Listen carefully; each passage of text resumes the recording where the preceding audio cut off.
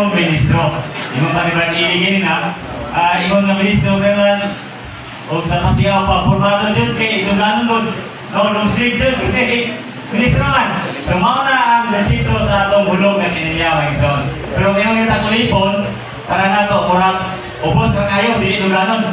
Pero ang sunod na ni Nixon, Mrs. 1 o Mrs. 2, kakutanawon ang pangsyon sa matimanon o mabuot nga ulipon o ang usa ka maayong ministro o maura Nixon. Una, nag-isgot ang tatawag maayo o mabuot nga ulipon. Una, siya ingon nga pinyalan. No? Nating atiman o ting pagkaon sa mga sa mga balaan. Okay? So una, kaya sa mga atiman, una siya ang makakaon. Okay? Then ang ministro, yun din ang mayang ministro, usa ka tao nga una, tinilogan sa maayong pulong.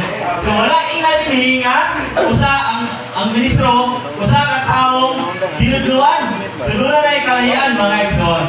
So ang tinilogan, doon sabot, iyang ikaon, iyang ipaimustan, iyang gi-absorb. Pero ang tinidluan, ang tinilogan, butang na iya sa kinabuhi. Pero ang tinidluan, butang na iya sa kahibalo. Sama sa kimo sa tekson, kanang miskwila kang theology, so butang ni siya na tinidluan o butang na iya sa kahibalo. Pero kanang tinilogan, sa mga maayong pulong, bot ang pulong, imong kaon, imong kaimustan. Dahil ito din, ang usa ka maayong ministro, sa to, sangkap o nagsilbi o Kristo sa mga tao na naglagad kanila Kristo, isip manluluwas, kinabuhi, sangkap sa kinabuhi o tanang postigong butang. So, mga dahil niya ang maayong ministro, Maikson.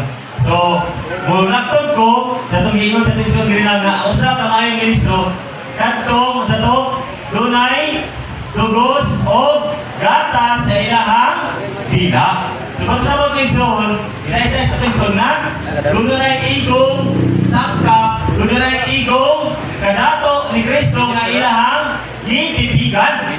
No? Aron sa tuyo nga kining kadato ilang panalagad dadto sa uban sa hustong panahon or kanang sana alam sa pagpanalagad dadto sa uban. So dili tama to sa mga igsoon aron mo sa to mudala og kamatayon, no? Tingin din doon na kayo mga verse ko sa Roma 3:13 tingin din